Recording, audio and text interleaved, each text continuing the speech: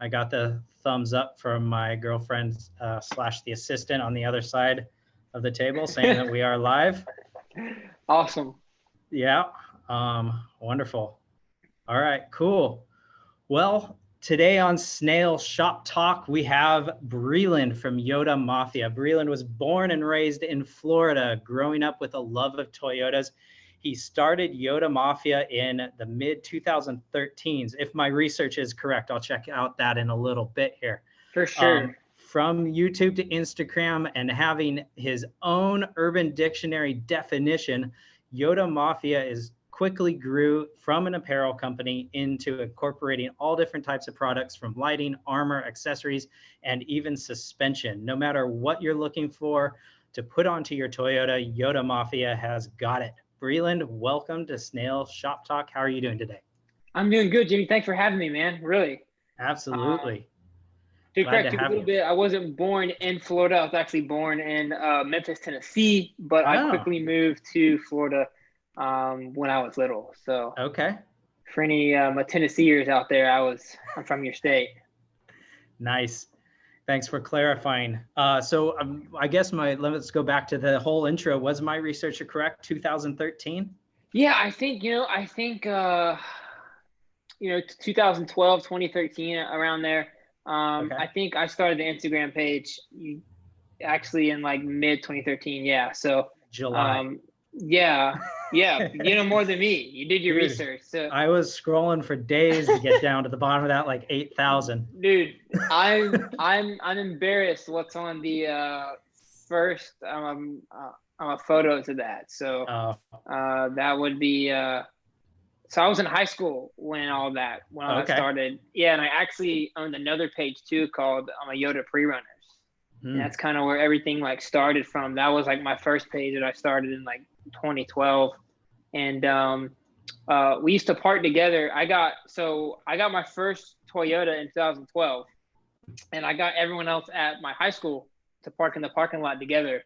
And we called ourselves YotaMafia. Okay. So that's where it kind of, So that's how the name started. That's how everything came from. Yes, sir. Got it. And what was your first truck?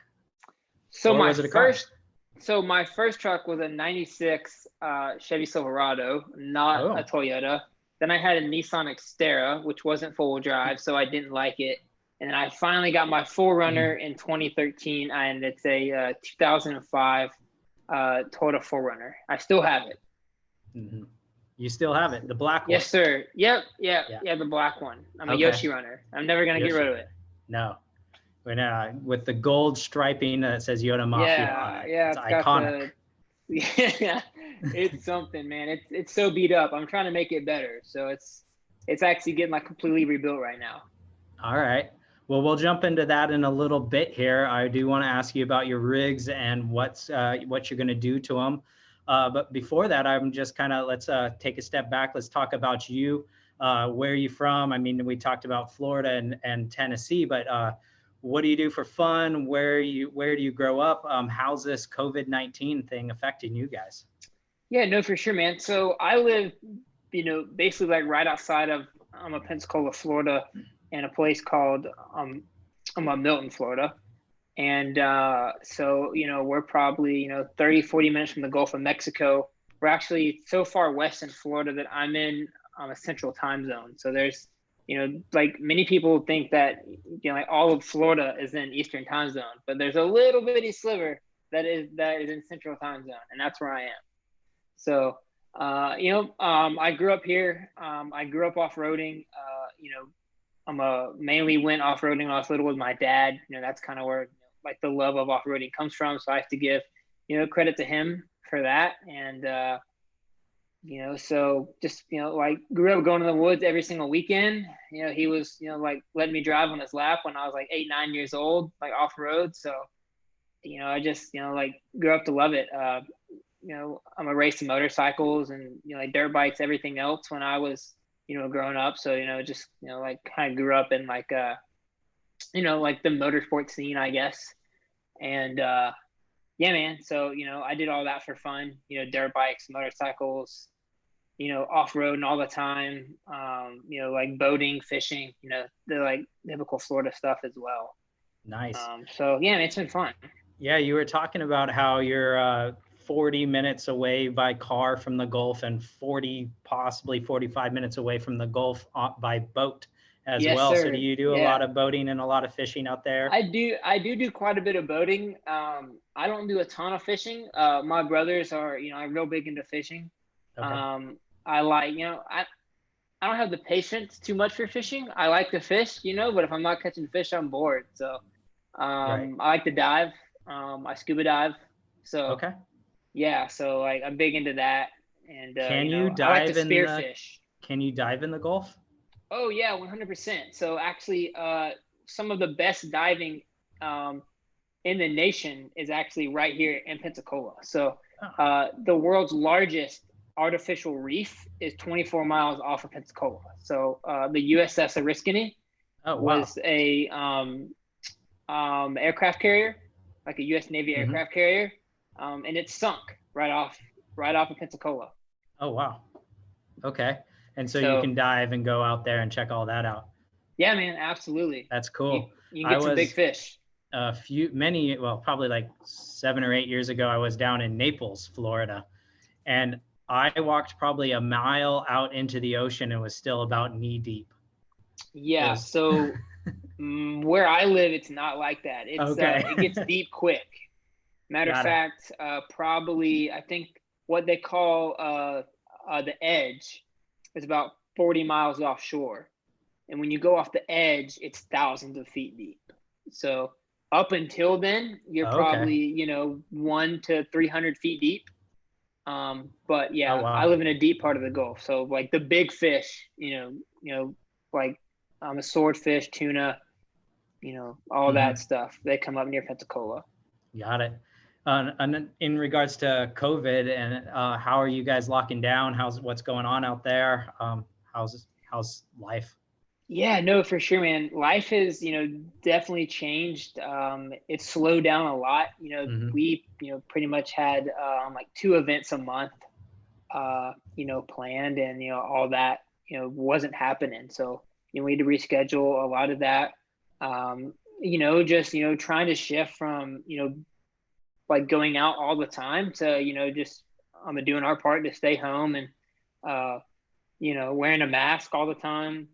It's like super weird, trying to transition my employees to I'm working from home, and it's been a lot of challenges, but nothing we couldn't overcome. So we're certainly blessed to be in like a rural part of Florida to where that we weren't as affected. Right. Do you, as a business owner, do you foresee some of the changes that you're making being more of a permanent basis, like some people able to work from home, or is it kind of slowed down the way that business is done throughout the day and you need to get everybody back together? Yeah, it definitely like slowed things down as far as like shipping, but fortunately we have a pretty like big warehouse that that is also in like a really rural area. That's how we're able to afford it. And so we can put 3-4 people in there, and we can still like on a social distance and stuff. But as far as I'm working from home, I've learned like myself, and from my employees that you can get a lot done at home with the internet, if you stay focused. So I do see like some of those changes being permanently implemented probably. Interesting. Yeah. And I think it kind of allows some people to have a little bit more freedom, but also, be able to fulfill their jobs at variable times throughout the day. So I think for sure. It could be a good thing and it could be bad. I know that some people need structure and some people need freedom. So yeah, it all comes down to, like what your team wants, and, just, like figuring that out with each individual person for sure. Definitely. Excellent. So I wanted to jump into your possible rigs and what you've got going here. I know that we briefly started talking about your 4Runner. What was it, a 2005? Yeah, so I've actually got two 4Runners and a Tacoma. So I've got a '05 4Runner. It's on a 35s, and it's running so it had a Bilstein 5100 old man emu lift on it for probably 200,000 miles. I just stuck a long travel a Dobson setup on it, so that's cool. And we just put the lower control arms, the Total Chaos lower control arms on it. And we're building a Dana 60 right now for the rear of it. Wow. So that's awesome. It's got a twin stick transfer case from Rock Solid Toys, full Bud built skids, rock sliders, all that good stuff. So yeah, cool. man, it's a fun rig. It's been, beat up. It had to, deal with all my high school years and high school buddies and things like that. So it's been, I'm a rode hard and put up wet for a long time. So I'm trying to, make it a little nicer. I can never really afford to put, like a lot of money into it. When I started YotaMafia, like I had like no money, and the first 2 years in business were literally like made nothing almost. So like I wanted it to look cool, but like it was hard at the same time to do that, because like you own YotaMafia, people expect like your rig to be like extreme, but like you can't afford to do any of it. Hey, so, I hear ya. I'm finally starting to put some real money into it and make it nice. Mm-hmm. Yeah, it's the same way on the YouTube side of things. I'm running a YouTube channel, and you don't make anything really off of YouTube. I'm doing it for the fun of it, and and getting to meet some cool people like you and go out to some fun adventures. And it's like I drive around on a stock 3rd gen Tacoma every day. I don't drive my my big rock crawler everywhere I go. So I understand exactly what you're talking about. For sure. We had a comment come in from Patrick O'Connor. He asked, what is the best 4Runner mod for under $30, or excuse me, $300? $300. That is a tough one. If I would put new shocks, it's a little more. It's like $350. So $50 more, Patrick. That's what I would have to go with. You can get, Bilstein 5100s all the way around for, $350. I don't think there's any better suspension under that. But under $300, like interior lights, like LEDs, like some seat covers and things like that. I mean, I don't know. Yeah. Seat covers are extremely underrated. I think that they are. There's something I think everybody really should have, because especially if you use your rig and you take it out into the middle of nowhere, you're not really a clean person when you're getting 100%. Back into those rigs. And like floor liners, I mean, all that is, under $300. Right. Super needed. Exactly. I think seat covers is a good answer for that one. That's awesome.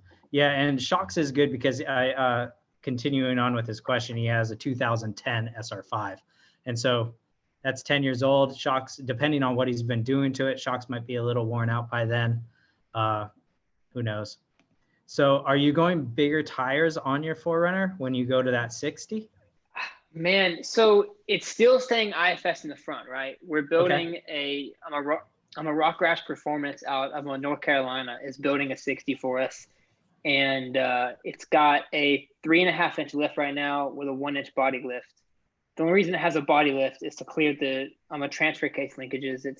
I'm a stick up. So it's honestly making the 35s like almost a little small. So like I want to go 37s because like I know the rear can keep up, but is the front gonna want to play with 37s? So we'll see. I like to get a little rowdy in it sometimes, like especially at shows and events. So I don't know. We'll see.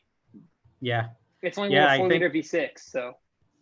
Right. Yeah. I think the question is how close to that firewall you're going to be getting, where the body mounts are, if you're going to 37s and you're not really pushing anything forward, you're either having to recut that firewall or figure out ways to make room for that.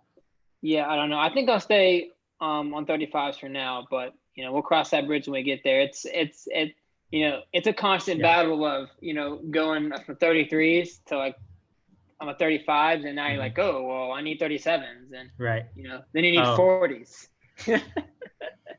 There you go. Now you're talking. So yeah, you always want bigger. I have a buddy of mine who just bought 33s for his rig. He has a 3rd gen 4Runner. We changed his entire suspension. We put skid plates, rock sliders, bumpers on all the ends, and he 33-inch tires and put it on there. And he messaged me 2 weeks later, and he's like, I want 35s. And I'm like, you need to go bigger than a 1.5-inch lid. Yeah. I mean, 35s are awesome, man. But if you're gonna travel and like daily, like if your rig is mainly a daily, I mean, the 33s are just gonna be a better tire. I mean, like it's so much easier on everything. It's so much easier on your drivetrain, on your differentials, your transmission, your transfer case. I mean, your gas mileage. I mean, everything. When you get 35s, I mean, like stuff starts breaking. Yeah, that's true. And I think that re-gearing is something that a lot of people need to do, and they don't really do, especially when they get up to 35s.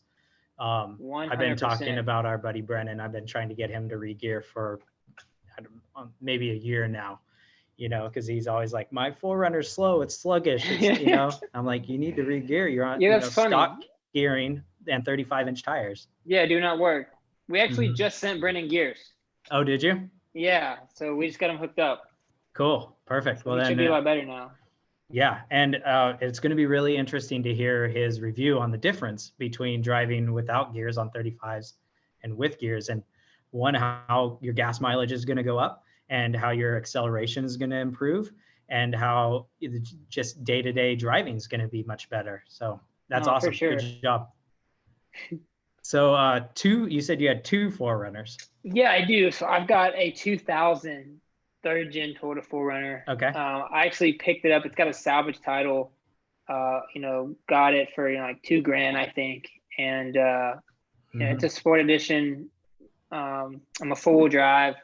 It's just a little, like I don't know, my little getter around town. So I haven't done a lot with it yet. It's actually on 33s and and a Bilstein lift as well. So we'll see what we do with that build. Yeah. Those are fun rigs. Does it have the 3.4 in it?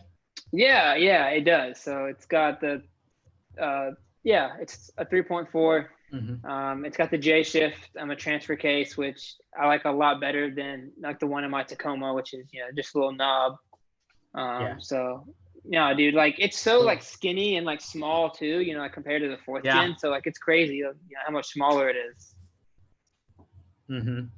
And those I mean, the 4th gen has that the V6 4 liter is a good motor, but that 3.4 is just tried and true. They're so like they've been used for so long that they're just a great motor. And a lot of people will actually, in my generations of trucks that I work on, the 3rd gens, a lot of people upgrade to those motors just because you get more horsepower and they're very reliable.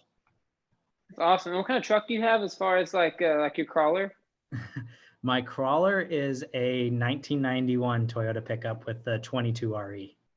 Nice. The bulletproof. And then it's on 37-inch tires, solid axle swap, dual transfer cases with a 4.7 gear in the rear transfer case with 529 gears in the differentials. That's saucy. Man, I need to come over there and play with you guys. Oh, yeah. Yeah, you need to get out here. I need to get you, and I need to take Brennan out onto the Rubicon. So, man, dude, I want to go on the Rubicon so bad, man. Oh, yeah? Every time I go out west, I wish I had my truck. Like, I've flown out there the last, like, I don't know, like 5 times. Like, I haven't had my Tacoma or anything like that. And it's like, I just wish I had it so bad. Yeah. I just had somebody ask me on my channel if they said they're locked front, they're a 2017 Tacoma, locked front and rear, bumpers and skids and sliders all the way underneath and across. 35-inch tires, I don't know if I said that, and 529 gears. And he's like, can I make it through the Rubicon? And my response was, yes, but you might get dents and dings and scratches. And as long as you're okay with that, you can probably do it. But if you don't want to get dents and dings and scratches, you shouldn't do it, because it's impossible to tell you that if you're going to be totally unscathed going through, or if you're going to have problems. It's just, yeah, I've heard the same thing from a lot of people about the Rubicon. I wouldn't take a vehicle that I daily down it probably. Yeah. Yeah. I mean, my, my big truck Bobcat is, I mean, I've got dents and dings and scratches all the way down both sides. It's not a pretty truck, but it'll get you through the Rubicon. And if you do dent and ding it now, it's not too big of a deal, but yeah, no, for sure. Yeah. That's kind of how I feel about, my 4th gen Foreigner now. So, it's like, a part of me wants to make it nice, and, part of me wants to go, I lay it on its side. So it's a love-hate relationship of, I want to get rowdy, and, I want to keep it nice. Yeah. Well, when you want to get rowdy and you want to come wheel the Rubicon, let me know. I'll be here and I'll help guide you through it. I've got the Dana 60 now, so I think I can do it. Yeah. I mean, the question will be that front end of yours and how that holds up. Yeah, it's got, so, I've got like the Total Chaos lower control arms, but, they're stock linked CV axles. So, the reason that I did that was, like a lot of the trails, like in Florida and in the East Coast, like are really narrow. So like when you have long travel, it doesn't really help you out here because, you're not going fast over a lot of the stuff.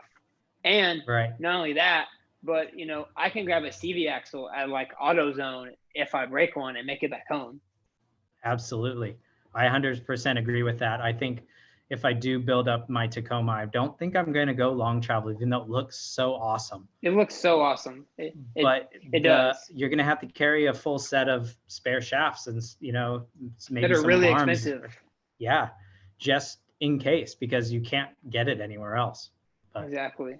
So I don't know. I do carry spare drive shafts and spare axle shafts on my crawler because, I'm running 37-inch tires on some tiny axles, and it's bound to happen at some point that I'll break something, but I don't know. I don't know why I can't fathom buying, extra parts for the Tacoma, but I have the extra parts for my pickup. I don't know why what's the big deal? It's because I think that, like I drive my Forerunner, and my Tacoma like all over the country.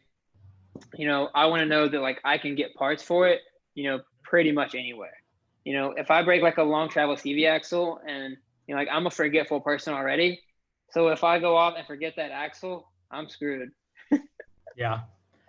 Or 2-wheel driving it back or something. Exactly. But yeah, that Dana 60 not even will that, help out a lot. Because if you break the CV axle, that's what holds the hub together up front. Okay. Right. So, so like if you break that CV axle bad enough, you're in a bad scenario. Definitely.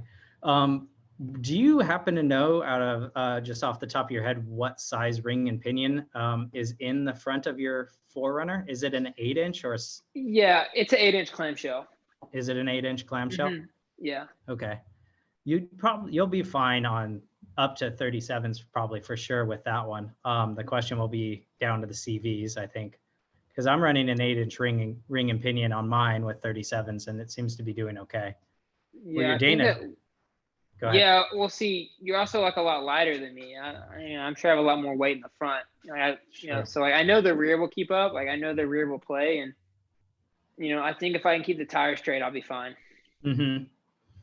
Yeah, that's all. Don't throttle hard when you're cornering. Exactly. Especially when you're like all twisted up. It's the for sure way to break stuff. Mm-hmm. Absolutely. I've broken a few CV axles and a few rear ends on the Forerunner already. Oh, really? Dang. Yeah. Okay. So you like the skinny pedal? I do. I used to really like the skinny pedal. As I've gotten a little older, I've learned that the skinny pedal is not always needed. No, not as much. Yeah. Yeah. So let's talk about your Tacoma. What have you have the Tacoma, right? Yeah. Okay. Okay. So I have a 2018 Tacoma. Bought it new of May in 2018. So almost exactly 2 years ago. Already has 64,000 miles on it. Wow. Bought it brand new with 6 miles. So I've put a lot of miles on it in those 2 years. And, it's got I'm a stage 4, I'm a radflow kits on it. So I'm a 2.5 radflow shocks with compression adjuster, remote reservoirs. I've got actually, I'm a 12-inch shocks in the rear, radflow, 3-inch body on a archive garage on a shock relocation kit. So, you know, the rear has a ton of travel. It's awesome. I'm a CBI armor, you know, front to rear, you know, Warren winch. It's on 285 7017s, and it's got a CBI bed rack with a CVT 10 on the back of it. And, you know, I mean, like, it's a great truck, man. You know, like, I love driving it. I've got the OEM Audio Plus system in it. So, you know, it's got a much better stereo than anything else I own. I just hate the, like, 12 miles per gallon. That's what I really need to regear is a Tacoma. Yeah. Yeah. You know, I was just talking to, I can't say the manufacturer right now because we keep it a secret for the podcast, but I was talking to a gearing company today, and they were stressing about how awesome it is to put 529s in the Tacomas. Yeah, I actually have 529s sitting in my shop for my Tacoma. I just need to stop being lazy and get them put in there. Yeah. And what's really interesting is that the difference between an automatic Tacoma and a manual Tacoma, and how the gearing and the axles are so different, because you have the automatic, correct? Yes. Yeah. The automatic. It's a 6-speed. Yeah. And so the gearing in that axle is, I think it's a 390 or something like that. Yeah, it's like a 373, like a 393. 373. Yeah. Yeah, possibly even a 373. It's got a huge overdrive gear, but it can never use it. Right. Yeah, and that's what we were talking about. And my my manual is like 430s. And so there's just a huge gap in the differential for those gears. And then your guys' 6th gear is something around like almost half to 1, like 5.58. Yeah, it's crazy. You have to get going down a huge hill and like manually put it in 6th gear. So like, I'm sure when you get the 529, you know, it can use 6th gear. Yeah, because exactly. You know, it rides on the interstate and you know, in 4th gear. Right. Yeah, that's what I've been hearing is that, and that's why it searches all the time, is because it's just trying to get up to those gears, but it's just not really geared appropriate. Toyota didn't really get that one straight for some reason. I don't know why. But like the 6th gear in my truck is like a 0.85. So it's a higher gear. And so it's like, I drive around in 6th gear and I'm like, I want more. I want to go actually, you know, I need another gear because I feel like I'm, you know, at too high RPMs on the freeway, it's so bizarre that it's so far off. But I wanted to ask you in regards to Tacomas, my Tacoma is pretty much a blank slate. I have done like a front grille and then some other lights, and that's really about it. So if you were to build a Tacoma, not yours, mine, let's say, what would you do to it? Man, so I'm a suspension guy myself. You'll hear me talk about suspension a lot. I'm like a suspension nerd, I guess. It's just, I just you know, like love suspension. Okay. So that's the first thing that I do to a vehicle is change out the factory suspension. You know, it's, you know, all depending on the, you know, like your budget, of course, you know, but I'm a big fan of, I'm a 2.5 coilovers. So, you know, I'm going to throw some, I'm a 2.5 front coilovers on the front and the rear. It's going to ride a lot better. It's going to be, you know, like a lot more fun to play with. You know, so that's like my, you know, like number one, I'm a go-to upgrade. You know, the next thing is, you know, like probably tires.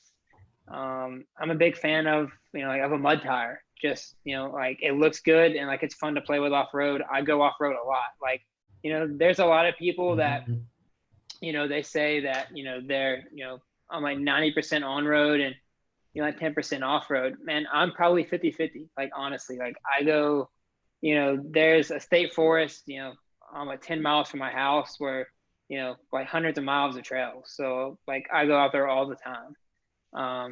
But again, it's not my Tacoma, it's your Tacoma. So, man, like, do you have a lift kit on it? Nothing. I have nothing on it. It's bone stock suspension. I have a skid plate underneath the engine and transmission. and then, like I said, a front grille. That's all that's done to that Tacoma. You know, if you're into lifting it, that's what I would do. You know, if you don't want to lift it, you know, you can fit a little bit bigger tires on it, you know, with like some proper offset wheels. You know, that like always makes it look a lot better. You know, you can't go wrong with, you know, putting like some nice headlights in it. Or, you know, like HIDs. You know, I think that the factory headlights that, you know, come out of Tacoma are, you know, probably some of like the nicest ones out there, honestly. Dude, trust me, I've had a lot of headlights, and factory ones are nice, especially when you put like HID in the factory housings. Now, you said you had SR5, right? I have a TRD off-road.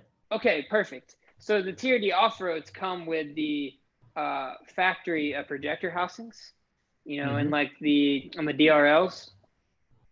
So, you know, I stuck, actually, Brennan from Trail Forerunner is the one who, you know, got me the right bulbs to put in my Tacoma. And, you know, it's, you know, like a crazy difference in the headlights. You know, I mean, like, it all depends, man. You know, we probably get phone calls and, you know, emails every single day from people with stock trucks, you know, of like, what should they do? You know, this is like their budget. And, you know, like, I'm a horrible salesman, honestly, because like, you know, I could tell you, you know, 10 things that have, you know, like a high profit margin that you should get. Okay. But like, it all comes down to, you know, what are you going to do with your Tacoma? You know, what are like your goals with it? You know, your plan, because I mean, you know, like ultimately, like that is gonna, you know, decide, you know, what makes you happy with that truck. I mean, you know, like if you never go off road, then you should not buy a $5,000 lift kit. You shouldn't go put long travel on your Tacoma, right? You know, I mean, you know, focus on, you know, like some interior mods, you know, like some audio, you know, like, you know, like some OEM audio plus, you know, like a roof rack. I mean, a water port, you know, like do you surf? Do you fish? Do you hunt? I mean, you know, what are like your hobbies? You know, like why did you buy that Tacoma? You know, and then, you know, we'll just like add mods that, you know, like favor that.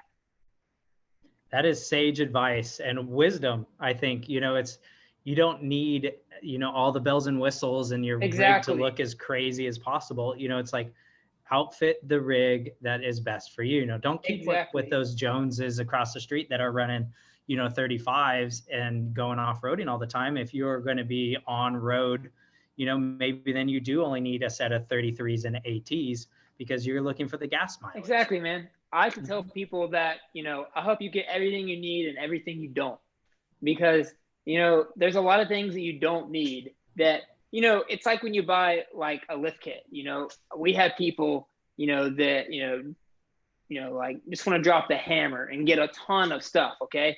But, you know, they're like, oh, you know, like I might want to go, I'm a long travel later, or, you know, I'm going to add bumpers. I'm going to get, you know, I'm a heavy duty coils now. And I'm like, hey, you know, look, you know, don't buy this stuff, you know, based on like what you think you're going to get in the future, because, you know, you don't want to get, you know, like really heavy duty suspension because, you know, like you want to buy bumpers. You know, if you don't have bumpers and you get this suspension, you're going to hate the ride. You know, buy what you need now and then buy what you need later. Right. That's a good advice. I always tell people to figure out their game plan and try to get it all together and figure it out and try to buy that as bulk and just get everything together all at once. Like, because you're right. I mean, if you're going to add another 400 pounds on the front of your vehicle, you know, you figure buying the shocks to fit that are going to be horrible when you drive down the road. Yeah. You know, because like if you don't have that weight, I mean, dude, you know, like realistically, you know, like most bumper manufacturers are, you know, like 2 and 3 months out, you know. So like even like if you order that today, you know, it's going to be, you know, 3 to 4 months before you do that. Okay. So like if you order it in 3 to 4 months, you know, it could be, you know, like 6 months of getting like jarred around on your suspension. Yeah. Yeah. So you said let me see how to properly phrase this question. You have rad flows on the Tacoma? Correct. Yes. I love that company. Are Yeah, you me too. Totally happy with those? I am 100% happy, man. I love the suspension. That is my favorite thing on my Tacoma. Matter of fact, I'm a dead end road about like a mile from my shop that has like a drop off on the end of it. It's probably like a foot and a half with nothing on their side. And I will run off of it at like 50, 60 miles an hour. And the Tacoma just floats down, man. It's so awesome. I love it. There's your next video. There's a bunch of power line trails near my house too that I get pretty rowdy on, but I don't like to, I don't want to like advise people to, drive at unsafe speeds that they're uncomfortable with, but man, it's a lot of fun, dude. That's why I said, like, I love suspension. Like Glenn and like the group of guys that they have down at Radflow, man, like they're awesome. Yeah. So, like, awesome customer service, awesome shocks. Absolutely. I have a funny story in regards to Glenn and Radflow. I was at King of the Hammers in 19. I was in there in 2019. And I went to the Radflow booth and I was talking to one of the guys that was in the booth. And I was like, hey, I love your guys' shocks. I love the way that it works.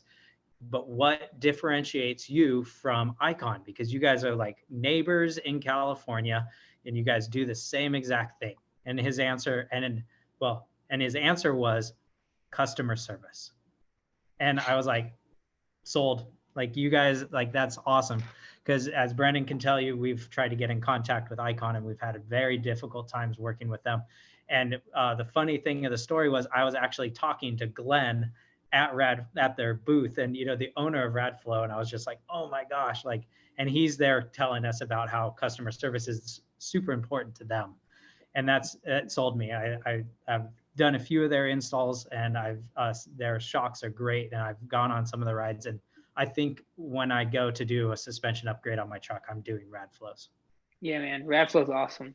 If you need help, man, definitely give me a call. So, Radflow is great. Like I said, I have Glenn's cell phone number. I can call him up if I'm having, any problems, cool. Anything like that. Yeah, so. Customer service. He's talking, he spoke very well, especially if you're on a phone call away with the owner. It's pretty crazy. Absolutely. So, hey, I like to do a little segment here where I show a highlight from one of your videos that you've created. And so I'm going to share my screen on this end and I'm going to play a part of this video. And hopefully what I was talking about previously will lead up right into this. So we'll see how this works out. All right. All right. 1 second. I'm worried. My videos aren't that great. You're fine. No worries. Let's see. I got to share audio. That's the button I always forget to click. So here we go. You remember this one? Oh yeah, that's King of the Hammers.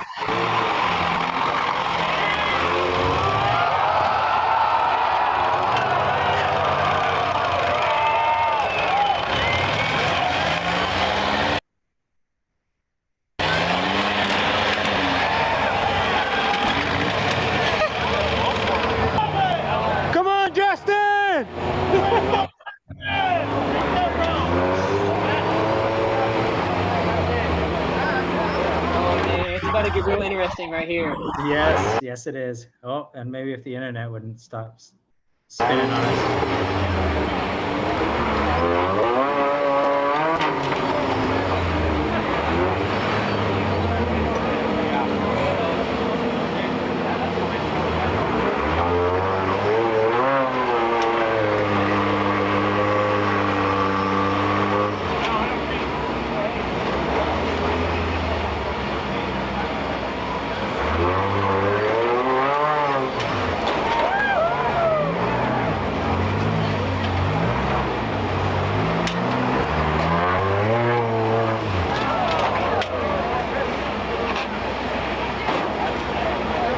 This is where it all goes wrong.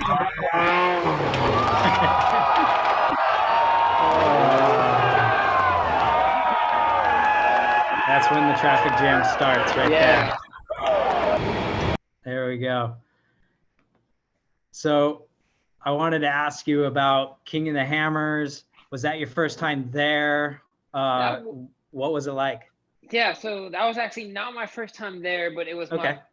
my, like it was my first time, like really like seeing everything. So the first time I went last year was actually Rich from VTX Wheels. He invited me out there, and like I didn't have a media pass though. He didn't have a media pass, so we were kind of we didn't know like where to go, right? So this year I went out there with Derek up in Southern Expeditions, and we had a media pass. We were set up. We had a game plan. We actually, I'm a sponsored. I'm a Justin Reese. I'm a Toyota pickup that you saw in that video. I'm a great guy, great team. I love all those guys out there. So, it was a lot of fun. Because we got to be like in their pits. We got to like chase them, and I'm gonna follow their truck around. We got to go out to like the desert a high speed area and watch the trophy trucks, like BJ Baldwin, fly by us in the helicopter. So, I mean, it was an incredible experience, man. Absolutely awesome. Yeah. It's so much fun and so crazy down there. And I was fortunate to be down there last year, in 2019. And I saw Jason Reese finish and win the Ultraman, I can't the remember. Everyman Challenge. Thank you, Everyman Challenge. Yeah, Everyman Challenge. Which was a lot of fun to see the Toyota cross the finish line, and and it's just beat up, nasty leaf spring truck, finishing first, which was really, really cool. And so it was cool to get your name behind him. How was it sponsoring your rig? What was it like, and how did that work? I mean, can you give us a little background? So last year, we got the kind of the chance to kind of meet those guys, and this year we hit Justin up, and we're like, hey, well, we love what you're doing, like I love your truck, like let us help you, so I gave those guys a little money to help with some of the stuff, which by the way, like it cost those guys like a ton of money, to like race out there, like like in no world do they like come out ahead like financially, they do it because they love it. And so we sponsored them, helped them with like some support in different areas, and some media content, and I put some saucy logos on his truck, and he hit the desert. There wasn't a whole lot to it. Next year we're actually taking it a step further. I can't fully talk about it, but it's going to be a lot bigger and better. And, we're going to get, like a lot more footage, some live streams, and, like a lot of stuff from Justin Reese. So he's doing some cool stuff with his truck this year. Sweet. I'm excited to hear about it. I'm excited to see it. I will, I'm not sure if but I was out of the country during King of the Hammers this year, so I wasn't able to make it, but I'm definitely going to be able to get down there this upcoming year. Yeah, we'll have a booth there, so. Oh, will you? Come on down. Yeah. Sweet. I will definitely. I'm driving out there this year. Awesome. I will definitely make a point about stopping by for sure. That would be awesome. And that'd be a lot of fun. Let's see, what else do I have on the docket? I think we had another question come in from Patrick again. He said, thanks for the advice on the Forerunner. For the $300. He said, I'm looking to add some KO2s, all-terrains, and it's his daily rig. I'm going to add a 2-inch lift. What size KO2s can I add? You know the answer to that? It's always a tough question to say what tire size question. Yeah, I know. So here's what I say about tire size, okay? So I'm running, or like I was running, a 2.5-inch lift on my Forerunner before I had a body lift, and I had 35s. Okay. So, that's with a 2.5-inch lift. Now I cut, 2 inches off the fenders, a super aggressive body mount chop. I beat the snot out of the fender wells with a hammer and a grinder and cut up everything. Okay. But I have a 2.5-inch lift. So, if you don't want to do any of that, if you don't want to cut, if you don't want to trim, if you don't want to touch anything, then like I think it's like a 275, it's like 65-17. That's like a 32.1 tire. That'll fit in every scenario with every wheel, and not have a problem. You know, if you want to step it up a little bit, you know, you can go up to like a 285, 70, 17. And, you know, with the right offset wheel, you know, you can, you know, I'm gonna fit it just fine with some minor trimming. Definitely. Yeah, wheels are always the toughest question, probably one of the most common questions I get as well. And you know, I try to answer the best as possible like you did, but it's hard to tell because you get a different rim and it's going to make the tire a little bit different. A different you know, tire sometimes. Yeah. You know, and you your get alignment. A narrower rim, it's going to make the tire taller. If you get a wider rim, it's going to make the tire a little bit more squat. And then you talk about offsets and, you know, yeah, it all comes down to, you know, what tire. And when you talk about tires, it was a good thing he told us what tire he wanted. But even tires are different sizes. Even if they claim they're the same measurement, they are different sizes, you know? So you know, what I tell people is, you know, buy the tire you want and like, you know, be like a 285, you know, put it on there. There's going to be like some trimming and just cut. Yeah. It's not going to look bad. You can't be afraid to cut. Yeah. Yeah. If you don't want to cut, man, then, you know, like a 265, like 275. Yes. That's sage advice right there. That's awesome. So let's see. I have one more question for you, and then I think we got another. Actually, these are the same questions. This one came in from Brian, and you're Jimmy Jet sitting right in front of you. What do you see as next for your channel? What is in the future? What collaborations do you want to do? For me? Yeah, for you. Oh man, so my YouTube channel, I got something really big planned. I can't talk about it yet because I'm not, you know, I'm not 100% sure that it's going to happen. I don't want to jinx it, but you know, I would just, you know, like, you know, I'm gonna keep traveling and, you know, I'm hosting events around the nation and, you know, kind of, I'm building my YouTube channel, you know, like around that. You know, going back to like the coronavirus thing, you know, one of the things that like I love, you know, like I'm a really like social person, right? Like I love meeting people, you know, like I love, you know, I'm driving 1,000 miles away to, you know, like a truck meet and, you know, like meeting everyone, you know, it's like my best friends are there sometimes. It's, you know, like, and I've never met these people before. So like, it's awesome to, you know, like see the community and things like that. And, you know, I want to do more of that, you know, if I can. You know, I also want to get into, you know, just, you know, more like wheeling on my YouTube channel, you know, which is hard to do because, you know, like if you're the one driving, you know, sometimes like it's hard to film. So, you know, I've got to figure some of that stuff out. But, you know, I think, you know, like the next big thing for, you know, the channel is, you know, more builds, you know, of like us like building trucks. And then, you know, just I'm a wheeling adventures. Nice. Yeah, those are great things. You know, the how-to videos for me have been working pretty well, and but everybody loves to see the trail rides and what's out there on the trail. And my advice for that is put a camera, as many cameras as you can put out there before you hit that obstacle. You know, put a camera on each side of the trail at the bottom and maybe one halfway up and one at the top, you know, and so when you go up, you can just capture all these angles. And that's, you know, while I'm going out and wheeling by myself, that's the only way that I can capture the footage that is, you know, that needs to be captured for those trips. No, absolutely. So like the next part of that question is like my goal before like it might not happen this year now because of everything that happened, but I want to drive to Alaska and I want to film it. Ooh, that's awesome. From Florida. That's a hell of a trip. Yeah, it is. Wow. It is. But I want to do it. Didn't some people do that in like in some cars that they made? I thought I saw somebody do that. I'm not exactly sure. Or maybe it was like from New York or something.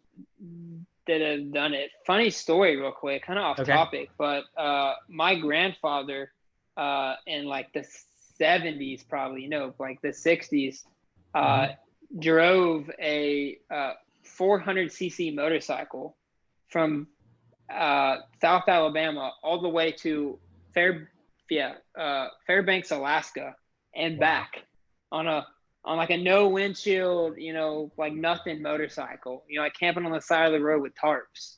That's awesome. You know, you know, if he can do that, I can drive my, you know, fully equipped Tacoma from Florida. So. Well, you want to recreate it? Yeah, how exactly. cool is that?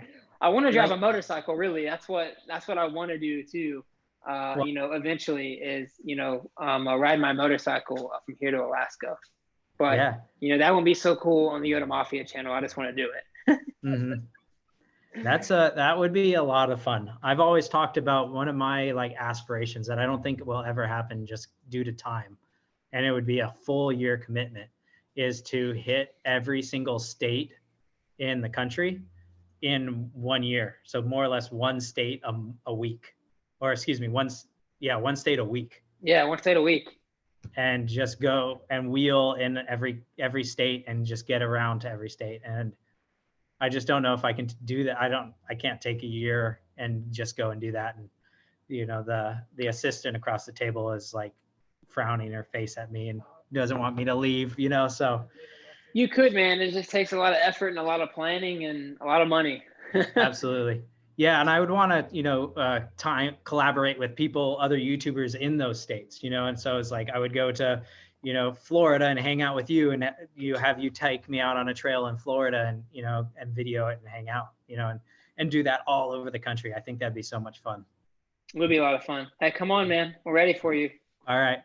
Yeah. I was poking on your Facebook page, and you have a few events that are coming up, and I'm like, oh, how fun would it be to go out there to all these events going on? And, you know, and it's just like, man, it's just a bummer that nothing's happening. But I've always thought about like, get Brennan on a plane and him and I fly out there and just surprise somebody on the other side of the country.